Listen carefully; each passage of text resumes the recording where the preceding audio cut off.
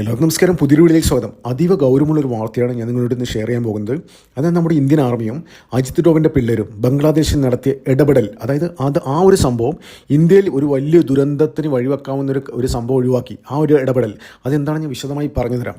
അതായത് കഴിഞ്ഞ ദിവസം നമ്മുടെ അജിത് ഡോവൽ ബംഗ്ലാദേശിലെ സൈനിക തലവനായ വാക്കറുസ്സമാന് ഒരു ഫോൺ കോൾ പോകുന്നു. ഈ വാക്കറുസ്സമാൻ ആരാണെന്ന് അറിയോ? അപ്പോൾ അതായത് ബംഗ്ലാദേശിൽ ഇപ്പോൾ യൂണിറ്റ് സർക്കാർ അധികാരത്തിൽ വന്നു. അതായത് അവിടെ ജൻസി കലാപം ഉണ്ടാവും. ജൻസി കലാപമല്ല, അവിടെ മറ്റേ ഈ ജമാഅത്തെ ഇസ്ലാമിൻ്റെ ആൾക്കാരൊക്കെ ചേർന്ന് കലാപം നടത്തിയിട്ട് ഷെയ്ഖ് ഹസീനെ പുറത്താക്കുന്നു. ഷെയ്ഖ് ഹസീന രാജ്യം വിടുന്നു.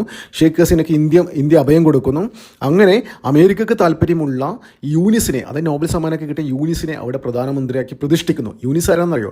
അമേരിക്കയുടെ ഒരു കളിപ്പാവയാണ്. അമേരിക്ക എന്താണ് പറയുന്നത് അതനുസരിച്ച് തുള്ളുന്ന ഒരു കളിപ്പാവയാണ് ഈ യൂനിസ്. അപ്പോൾ യൂനിസിൽ എന്തുകൊണ്ടാണ് പ്രതിഷ്ഠിച്ചത്? യൂനിസ് വന്നു കഴിഞ്ഞാൽ മാത്രമേ ഇന്ത്യയിൽ വലിയ രീതിയിലുള്ള, അതായത് ഇന്ത്യയായിട്ട് ചുറ്റപ്പെട്ട് കിടക്കുന്ന എല്ലാ ശ്രീലങ്കയായാലും പാകിസ്ഥാനായാലും ബംഗ്ലാദേശ് ആയാലും ഇവരൊക്കെ നേപ്പാളായാലും ഇവിടേക്ക് അമേരിക്ക അവിടെ വലിയ രീതിയിൽ അവരുടെ ഫണ്ട് ഉപയോഗിച്ചിട്ട് വലിയ രീതിയിൽ കലാപങ്ങൾ ഉണ്ടാക്കിയിട്ട് ഇന്ത്യയിൽ വലിയ പ്രശ്നങ്ങൾ ഉണ്ടാക്കണം. അപ്പോൾ ഇവിടുന്ന് ഇവരുടെ ആവശ്യം എന്ന് വെച്ചാൽ ഇപ്പോഴത്തെ ഭരിക്കുന്ന നരേന്ദ്രമോദിയെ താഴെ ഇറക്കുക, അതായത് ജനാധിപത്യ പ്രക്രിയയിൽ അധികാരത്തിൽ വന്ന നരേന്ദ്രമോദി താഴെ ഇറക്കിയിട്ട് രാഹുൽ ഗാന്ധിയെ പോലെ അമേരിക്കയോട് കളിപ്പാവ ആയ ഒരാളെ അധികാരത്തിലേറ്റുക. അതുകൊണ്ട് എന്താ സംഭവം? ഇവർക്ക് എന്താ ലഭിക്കുന്നത്? അതായത് ഇവരുടെ ഇച്ഛക്കനുസരിച്ചുള്ള പല പല കാര്യങ്ങൾ ഇവിടെ ഇംപ്ലിമെൻ്റ് ചെയ്യാൻ പറ്റും. അതാണ് ആഗ്രഹിക്കുന്നത്. അപ്പോൾ അതിൻ്റെ ഭാഗമായിട്ട് വലിയ രീതിയിലുള്ള ഇടപെടലുകൾ ബംഗ്ലാദേശിൽ അമേരിക്ക നടത്തിയിട്ടുണ്ട്. അപ്പോൾ പെട്ടെന്ന് പൊടുന്നനെ എന്താണ് ഇന്ത്യൻ ആർമി അജിത് ഡോവൽ അവിടുത്തെ സൈനികരെ വിളിച്ചിട്ട് പറയുന്നത്? അതായത് അവിടുത്തെ സൈനികർ ഇപ്പം ബംഗ്ലാദേശിൽ ഇത്രയും പ്രശ്നങ്ങളുണ്ടായി, ഷെയ്ഖ് ഹസീനയ്ക്ക് രാജ്യം വിടേണ്ടി വന്നു. പക്ഷേ അവിടുത്തെ സൈന്യമുണ്ടല്ലോ, സൈന്യം ഷെയ്ഖ് ഹസീനയുടെ കൂടെയാണ്. സൈന്യം ഇന്ത്യയായിട്ട് സഹകരിക്കുന്ന ഒരാളാണ്. അപ്പോൾ സൈന്യത്തിൻ്റെ തലവനാണ് വാക്കറുസ്സമാൻ. അപ്പോൾ ഈ ഇത്രയും പ്രശ്നങ്ങളുണ്ടായിട്ട് ഷെയ്ഖ് ഹസീനെ തൂക്കിക്കൊല്ലാൻ വധിക്കാൻ അവർ ശ്രമിച്ചിരുന്നു. പക്ഷേ സൈന്യമാണ് രക്ഷിച്ചത്. സൈന്യമാണ് പെട്ടെന്ന് ഈ ധാക്ക എയർഫോഴ്സിൻ്റെ ഇതിൽ വെച്ചിട്ട് വലിയ ഹെലികോപ്റ്ററിൽ കയറ്റിയിട്ട് ഇന്ത്യയിലോട്ട് വിടുന്നത്. അപ്പോൾ വാക്കറുസ്സമാനാണ് ആ സമയത്ത് അജിത് ഡോവലായിട്ട് സംസാരിച്ചിട്ട് പെട്ടെന്ന് ഷെയ്ഖ് ഹസീനയ്ക്ക് അഭയം കൊടുക്കണമെന്ന രീതിയിൽ ഷെയ്ഖ് ഹസീനയ്ക്ക് വേണ്ടി എല്ലാ സഹായങ്ങൾ ചെയ്തു കൊടുത്തവരാണ് വാക്കറുസ്സമാൻ. ഈ വാക്കറുസ്സമാൻ ഇന്ത്യയായിട്ട് നല്ല ബന്ധമാണ്. പെട്ടെന്ന് അജിത് ഡോവൽ വാക്കറുസ്സമാനെ വിളിക്കുന്നു. അത് നമ്മുടെ ഒരു വലിയ ടീം വരുന്നുണ്ട്, ഒരു 50-55 പേരടങ്ങുന്ന സൈന്യം അടക്കമുള്ള ഒരു ടീം അങ്ങോട്ട് വരുന്നുണ്ട്. ഉടൻ തന്നെ നിങ്ങളായിട്ട് മീറ്റ് ചെയ്യണം. അതായത് നമ്മൾ ഇവിടുന്ന് പുറപ്പെടുകയാണ്, ഉടൻ തന്നെ 10 മിനിറ്റ് കൊണ്ട് പുറപ്പെടും. പെട്ടെന്ന് അവിടെ ലാൻഡ് ചെയ്തിട്ട് പെട്ടെന്ന് അടിയന്തരമായിട്ട് നിങ്ങളൊരു മീറ്റിംഗ് അറേഞ്ച് ചെയ്യണമെന്ന് പറഞ്ഞു. ഓക്കെ, നിങ്ങളിങ്ങോട്ട് പോരുമെന്ന് പറഞ്ഞു. അപ്പോൾ ഇവിടുന്ന് ഇന്ത്യൻ സൈന്യം ഏകദേശം 50-55ഓളം പേരടങ്ങുന്ന സൈന്യം അങ്ങോട്ട് പോകുന്നു. ഈ വാക്കറുസ്സമാനെ കണ്ടിട്ട് ഒരു 58 പേജുള്ള വലിയൊരു ഡോക്യുമെൻ്റ് കൈമാറിയിട്ട് ഡോക്യുമെൻ്റ് എന്ന് വെച്ച് കഴിഞ്ഞാൽ ഒരു PDF ആണ്. അത് ലാപ്ടോപ്പിൽ കാണിച്ചു കൊടുക്കുകയാണ്. അതായത് സാറ്റലൈറ്റ് ഇമേജസ്. ആ സാറ്റലൈറ്റ് ഇമേജസിൽ എന്താണെന്ന് പറയുക, അതീവ ഗൗരവമുള്ളൊരു കാര്യമാണ്. അതായത് ബംഗ്ലാദേശിലെ താക്കൂർ ഗാവ്, ലാൽ മോനിത് ഘാട്ട് എന്ന് പറയുന്ന 2 സ്ഥലമുണ്ട്. ഈ 2 സ്ഥലം എന്ന് വെച്ചാൽ ഇന്ത്യയുടെ അതിർത്തി പങ്കിടുന്ന സ്ഥലമാണ്. അത് ഈ 2 സ്ഥലങ്ങളെന്ന് വെച്ച് കഴിഞ്ഞാൽ ഒരു എയർഫോഴ്സ് ബേസാണ്. ബംഗ്ലാദേശിൻ്റെ എയർഫോഴ്സ് ഉപയോഗിച്ചത് ഒരു ഉപേക്ഷിക്കപ്പെട്ട ഒരു അബാൻഡഡ് ഒരു എയർഫോഴ്സ് ബേസ് ആയിരുന്നു. അവിടെ ചൈനയും ചില ആൾക്കാരും ചേർന്നിട്ട് വലിയ രീതിയിലുള്ള നിർമ്മാണ പ്രവർത്തനങ്ങൾ നടത്തിക്കൊണ്ടിരിക്കുകയാണ്. അതായത് അവിടെ എന്ന് വെച്ചാൽ തെളിവ് സഹിതം കാണിച്ചു കൊടുത്തു. അവിടെ വലിയ രീതിയിൽ ബങ്കറുകൾ നിർമ്മിക്കുന്നു. അതായത് ജെയ്ഷെ മുഹമ്മദിൻ്റെ നേതൃത്വത്തിൽ വലിയ രീതിയിൽ ബങ്കറുകൾ നിർമ്മിക്കുന്നു എന്നുള്ള സുപ്രധാനപ്പെട്ട ഡീറ്റെയിൽസ്, വിവരങ്ങളും തെളിവ് സഹിതം ഇന്ത്യൻ ആർമിയും എല്ലാവരും, നമ്മൾ പോയ 58 പേരിൽ ഇന്ത്യൻ ആർമിയുണ്ട്, എയർഫോഴ്സും എല്ലാവരും ചേർന്നിട്ടുള്ള സംഘമായിരുന്നു, റോയുണ്ട്, എല്ലാവരും ചേർന്ന സംഘമായിരുന്നു പോയത്. അപ്പോൾ എല്ലാം തെളിവ് സഹിതം കാണിച്ചു കൊടുത്തു. ഇങ്ങനെയുള്ള സംഭവം അതായത് ഈ താക്കൂർ ഗാവിലും ലാൽ മോനിത് ഘാട്ട് എന്ന് പറയുന്ന ബംഗ്ലാദേശിൻ്റെ സ്ഥലത്ത്, ഇന്ത്യയുടെ അതിർത്തി പങ്കിടുന്ന ഈ സ്ഥലത്ത് നടന്നുകൊണ്ടിരിക്കുകയാണ്. അപ്പോൾ ഇവർ ആവശ്യം എന്ന് വെച്ച് കഴിഞ്ഞാൽ ഈ സമയത്ത് പെട്ടെന്ന് എന്തുകൊണ്ടാണ് വന്നതെന്നറിയാം? അത് ഈ വാക്കറുസ്സമാൻ ഈ സൗദി അറേബ്യ വിസിറ്റ് ചെയ്യാൻ നിൽക്കുമായിരുന്നു. അപ്പോൾ പെട്ടെന്ന് വന്നിട്ട് നിങ്ങൾ സൗദി അറേബ്യ വിസിറ്റ് ചെയ്യരുത്, നിങ്ങൾ ഉടനടി, അതായത് സൗദി അറേബ്യ വിസിറ്റ് ചെയ്ത് കഴിഞ്ഞാൽ അവിടെ പലതും നടക്കും. നമുക്കറിയാം പാകിസ്ഥാനും സൗദിയും പാക് നാറ്റോ എന്ന് പറയുന്ന ഒരു കരാറിൽ ഏർപ്പെട്ടിരുന്നു. കരാറെന്ന് വെച്ച് കഴിഞ്ഞാൽ അതിന് ഇമ്പോർട്ടൻ്റ് ആയിട്ട് ഒരു കാര്യം ഞാൻ പറഞ്ഞുതരാം. ഈ സൗദിയും പാകിസ്ഥാനും ആരെങ്കിലും അറ്റാക്ക് ചെയ്ത് കഴിഞ്ഞാൽ അത് ഇവർക്കെതിരെയുള്ള കോമൺ അറ്റാക്കായി കരുതി അറ്റാക്ക് ചെയ്തവരെ തിരിച്ച് ഈ സൗദിയും പാകിസ്ഥാനും ഒരുമിച്ച് ചേർന്ന് അറ്റാക്ക് ചെയ്യും. അങ്ങനെ ഒരു സംഭവം, ഒരു കരാർ പാക് നാറ്റോ എന്ന് പറയുന്ന സംഭവം അടുത്ത കാലത്ത് സൈൻ ചെയ്ത്. അപ്പോൾ പെട്ടെന്ന്, അതായത് ഈ പാകിസ്ഥാൻ്റെ തീവ്രവാദ സംഘടന ജെയ്ഷെ മുഹമ്മദും ലഷ്കറൊക്കെ ചേർന്നിട്ട് ഈ താക്കൂർ ഗാവിലും ലാൽ മോനിത് ഘാട്ടിലും എന്നൊക്കെ വലിയ രീതിയിൽ തുരങ്കങ്ങൾ നിർമ്മിക്കുന്നു. അതെന്ന് വെച്ചാൽ ഇന്ത്യയിലെ ചിക്കനൊക്കെ പിടിച്ചെടുക്കാൻ വേണ്ടിയിട്ടാണ്. നമുക്കറിയാം ഈ യൂനിസ് അധികാരത്തിൽ വന്നിട്ട് കുറച്ച് മാസങ്ങൾക്ക് ശേഷം ഒരു കാര്യം പറഞ്ഞിട്ടുണ്ടായിരുന്നു.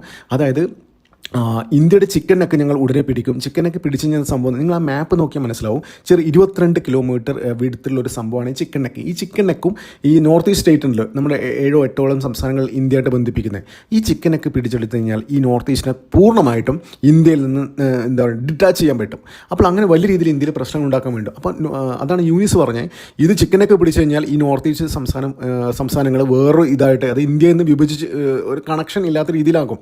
അപ്പോൾ ചൈനയുടെ ആഗ്രഹം തന്നെ ഈ നോർത്ത് ഈസ്റ്റ് സംസ്ഥാനങ്ങളൊക്കെ പിടിച്ചിട്ട് അത് ചൈനയുടെ ഭാഗമാക്കുമെന്ന് അവർ വലിയ ദീർഘകാലത്തെ ഒരു ആഗ്രഹമായിരുന്നു. അപ്പോൾ അതൊക്കെയാണ് ആ ഒരു ഇൻട്രസ്റ്റുകളൊക്കെയാണ് ഇപ്പോൾ യൂനിസിൻ്റെ വാക്കുകളിൽ നിന്ന് പുറത്തു വന്നത്.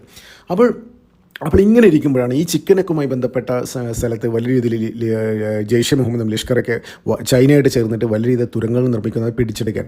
അപ്പോൾ ഇന്ത്യൻ സൈന്യം എന്താണ് വന്നത്? സൈന്യം വന്നിട്ട് പറയാണ്, വാക്കർ ഉസ്മാനോട് പറയാണ്, അതായത് ഉടനടി നിങ്ങൾ നശിപ്പിക്കുന്നോ, നിങ്ങൾ സൗദി അറേബ്യ യാത്ര റദ്ദാക്കിയിട്ട് ഉടനടി ഇത് പെട്ടെന്ന് അവർ നിർമ്മിക്കുന്ന ബങ്കറുകൾ നിങ്ങൾ നശിപ്പിക്കുന്നോ അല്ല ഞങ്ങൾ നശിപ്പിക്കണോ?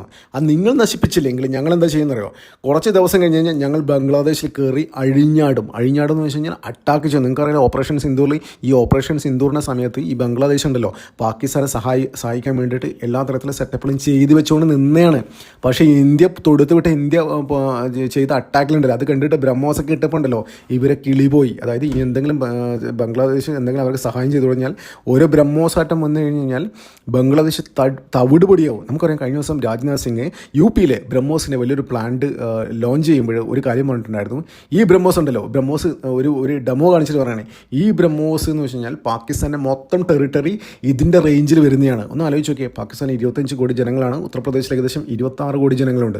അപ്പോൾ ഇവിടുന്ന് ഒരു സാധനം വിട്ട് കഴിഞ്ഞ് കഴിഞ്ഞാലുണ്ടല്ലോ പാകിസ്ഥാൻ മൊത്തം കവർ ചെയ്യുന്ന ബ്രഹ്മോസാണ് ഇന്ത്യ യു.പിയിൽ ഉണ്ടാക്കിയത്. അപ്പോൾ അത് പാകിസ്ഥാൻ അത്ര വരുന്നില്ല ബംഗ്ലാദേശ്. അപ്പോൾ ഇത്രയും ഈ സാധനം അവിടെ ഒന്നിട്ടാൽ മതി മൊത്തം തീർക്കും അവർക്ക് മനസ്സിലായി. അപ്പോൾ ഇത് സംഗതി പിടിച്ചാൽ കിട്ടില്ലെന്ന് അവർക്ക് മനസ്സിലായി. അതുകൊണ്ടാണ് വലിയ രീതിയിലുള്ള ഒരു സഹായമൊന്നും അവർക്ക് കിട്ടാഞ്ഞ് ഈ ഇന്ത്യ വലിയ രീതിയിൽ അറ്റാക്ക് ബംഗ്ലാദേശ് ഇൻ കേസ് നടത്തി കഴിഞ്ഞാൽ നമ്മളെ പണി പാടുന്നില്ല അവർക്ക് മനസ്സിലായതുകൊണ്ടാണ് ഇത് മാറിയുന്നത്. അപ്പോൾ എന്ത് തന്നെയായാലും ഇന്ത്യൻ ആർമി വലിയ രീതിയിൽ ഇത് കൊടുത്തിരിക്കുകയാണ്. ഇൻ കേസ് നിങ്ങളെന്തെങ്കിലും നിങ്ങൾ ഇടപെട്ടിട്ട് ഈ എന്താ പറയണ്ടേ, ഈ താക്കൂർ ഗാവിലും ലാൽ മോണിത് ഘാട്ടിൽ നടക്കുന്ന ബങ്കർ നിർമ്മാണം ഉടനടി അവസാനിപ്പിച്ചില്ലെങ്കിൽ, അത് അവരെ നശിപ്പിച്ചില്ലെങ്കിൽ ഞങ്ങൾ ബംഗ്ലാദേശിൽ കയറി ഓപ്പറേഷൻ സിന്ദൂർ 2 ഇവിടെ അരങ്ങേറുന്നത് ബംഗ്ലാദേശിലായിരിക്കുമെന്നുള്ള വലിയൊരു മെസ്സേജാണ് അജിത് ഡോവലെയും ഈ വാക്കർ ഉസ്മാനി കൊടുത്തിരിക്കുന്നത്. അപ്പോൾ ഇതിനു വേണ്ടി തന്നെയാണ് ഇന്ത്യ അവിടെ കയറി എന്താ പറയണ്ടത് കുറേ ആൾക്കാരെ സംഘം അവിടെ വന്ന് സംസാരിച്ച് എല്ലാം സെറ്റിൽ ചെയ്തേ. അപ്പോൾ അവരെന്താ പറഞ്ഞതെന്നറിയോ, എന്താ വേണ്ടതെന്ന് വെച്ച് ചെയ്യാം. അതായത് ഒരു ബംഗ്ലാദേശിൻ്റെ ഭാഗത്തുനിന്ന് ഒരു തരത്തിലും ഈ ബംഗ്ലാദേശിൽ മണ്ണിൽ നിന്നുകൊണ്ട് ഇന്ത്യക്കെതിരെ ഒരു പ്രശ്നങ്ങളും ഉണ്ടാകില്ല എന്ന്. അപ്പോൾ ഈ ഇന്ത്യൻ സൈന്യം ഈ ബംഗ്ലാദേശിൽ വരുന്നതിന് മുന്നേ തന്നെ വലിയ രീതിയിലൊരു മെസ്സേജ് കൊടുത്തിരുന്നു. അതായത് നമുക്കറിയാം ഒക്ടോബർ 14, 15, 16 എന്ന ദിവസങ്ങളിൽ സുപ്രധാനപ്പെട്ട വലിയൊരു തീപിടുത്തം, വലിയ രീതിയിലുള്ള പ്രശ്നങ്ങൾ അവിടെ ഉണ്ടായി. അതായത് ഒക്ടോബർ 14 മിർപൂർ, ബംഗ്ലാദേശിലെ മിർപൂരിലെ ഒരു കെമിക്കൽ ഫാക്ടറി, മിർപൂരിലെ കെമിക്കൽ ഫാക്ടറി വളരെ ഫേമസ് ആണ്. എന്ന് വെച്ചാൽ ബംഗ്ലാദേശ് ഏറ്റവും കൂടുതൽ എക്സ്പോർട്ട് ഡ്രസ്സാണ്. ഈ ഡ്രസ്സ് ഉണ്ടല്ലോ, ഈ ഡ്രസ്സ് ഉൽപ്പാദിപ്പിക്കപ്പെടുന്ന ആ നൂല് അങ്ങനെയുള്ള കാര്യങ്ങളൊക്കെ ഉണ്ടാക്കുന്ന കെമിക്കൽ ഫാക്ടറിയിലാണ് തീപിടുത്തം ഉണ്ടായത്. ഇത് ഒക്ടോബർ 14 കേട്ടോ.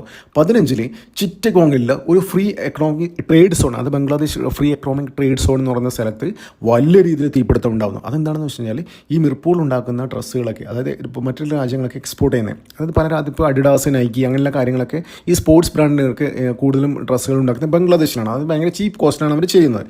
അപ്പോൾ അതിൻ്റെയൊക്കെ വലിയ രീതിയിലുള്ള ഈ ഗോഡൗണിൽ വലിയൊരു ട്രേഡ് സോണിൽ ഒക്ടോബർ 15 തീപിടുത്തം ഉണ്ടാകുന്നു. പിന്നെ അത് മാത്രമല്ല ഒക്ടോബർ 16 ഈ ധാക്ക ഇൻ്റർനാഷണൽ കാർഗോ ഡിപ്പോ എന്ന് പറയുന്ന സ്ഥലത്ത്, അതായത് ലാസ്റ്റ് സമയത്ത് ഈ എല്ലാ ഡ്രസ്സുകളൊക്കെ മറ്റു രാജ്യങ്ങൾക്ക് പോകില്ലേ, അത് അവസാനം വരുന്ന സ്ഥലമാണ് ഈ ധാക്ക ഇൻ്റർനാഷണൽ കാർഗോ ഡിപ്പോ എന്ന് പറയുന്ന സ്ഥലം.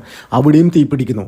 അതായത് ഈ സീരീസ് ഓഫ് ഒക്ടോബർ 14, 15, 16 ഈ 3 ദിവസങ്ങൾ ബംഗ്ലാദേശിൻ്റെ അവരുടെ GDP-യിൽ ഏറ്റവും വലിയ കോൺട്രിബ്യൂഷനായ ഈ ഡ്രസ്സ് എക്സ്പോർട്ടിങ് എല്ലാ സ്ഥലത്തും വലിയ രീതിയിൽ തീപിടുത്തം ഉണ്ടാകുന്നു. അതിന് പിന്നെ ആണെന്ന് ബംഗ്ലാദേശ് ഒഫീഷ്യലി പറഞ്ഞിട്ടുണ്ടായിരുന്നു. അപ്പോൾ ഇതൊക്കെ കൂട്ടി വായിക്കുന്നത് സീരീസ് ഓഫ് ആക്ഷനാണ്. ആദ്യം ഇന്ത്യ ഒരു മെസ്സേജ് കൊടുത്തു. ഒക്ടോബർ 14, 15, 16 3 ദിവസങ്ങളിൽ അവരുടെ GDP-യുടെ ഏറ്റവും വലിയ സംഭവമായ കോൺട്രിബ്യൂഷൻ ചെയ്യുന്ന സ്ഥലത്ത് വലിയ രീതിയിൽ തീപിടുത്തമുണ്ടായി. അതിന് പിന്നിൽ ആണെന്ന് ബംഗ്ലാദേശ് ഒഫീഷ്യലി പറയുകയും ചെയ്തു. അതിനുശേഷം ഒക്ടോബർ 19, 20 അതായത് ഇന്നലെ മിനിഞ്ഞാന്നൊക്കെയുമായിട്ട് ഇന്ത്യയുടെ സൈന്യം പിള്ളേരും ഡോവലിൻ്റെ പിള്ളേരൊക്കെ ചേർന്നിട്ട് ബംഗ്ലാദേശിൽ കയറിയിട്ട് അവിടുത്തെ സൈനിക തലവനായ വാക്കർ ഉസ്മാനെ കണ്ട് പറയുന്നു, നമ്മുടെ ചിക്കനൊക്കെ ഏരിയയിലൊക്കെ ബംഗ്ലാദേശുമായി ബംഗ്ലാദേശ് ലാൻഡിൽ വലിയ രീതിയിലുള്ള തുരങ്കം ഇതൊക്കെ നിർമ്മിക്കാമെന്നാണ് ജയ്ഷയും മറ്റേ ചൈനീസ് ആൾക്കാരൊക്കെ ചേർന്നിട്ട്, അത് ഉടനടി നിങ്ങൾ തകർത്തില്ലെങ്കിൽ ഞങ്ങൾ കയറി നിങ്ങൾ അറ്റാക്ക് ചെയ്യും എന്നുള്ള വലിയ രീതിയിലുള്ള മുന്നറിയിപ്പാണ് ഇന്ത്യ കൊടുത്തിരിക്കുന്നത്. ഇത് ശരിക്കും ഇന്ത്യയുടെ വാണിംഗ് ആണ്. ഇന്ത്യ മോഹൻലാലിൻ്റെ സിനിമ പറയുന്നില്ലേ, ഒന്നും നടന്നില്ലെങ്കിൽ പച്ചക്ക് കൊളുത്തിട്ട് ജഗനി മണ്ണ് വിടുമെന്ന് പറയുന്നില്ലേ, അതുമാതിരിയൊരു വാണിംഗ് കൊടുത്തിരിക്കുകയാണ്. നിങ്ങളത് അത് ചെയ്തില്ലെങ്കിൽ ബംഗ്ലാദേശിനെ പച്ചക്ക് കൊളുത്തിയിട്ട് ഇന്ത്യയുടെ പിള്ളേർ, ഡോവലിൻ്റെ പിള്ളേരും ഇന്ത്യയുടെ സൈനികരൊക്കെ ഈ മണ്ണ് വിടൂ എന്ന് പറഞ്ഞിരിക്കുകയാണ്. വലിയ രീതിയിൽ മെസ്സേജ് തന്നെയാണ്. വളരെ ഒരു രാജ്യസ്നേഹി, അതായത് ഒരു ഇന്ത്യൻ എന്ന രീതിയിൽ വലിയ രീതിയിൽ അഭിമാനം തോന്നുന്ന നിമിഷമാണ്. നമുക്ക് വരുന്ന ദിവസങ്ങളിൽ ഇതിനെക്കുറിച്ചുള്ള കൂടുതൽ വാർത്തകൾ പുറത്തിടും. അതിനായി കാത്തിരിക്കാം. നന്ദി, നമസ്കാരം. മറ്റൊരു വീഡിയോ കാണാം.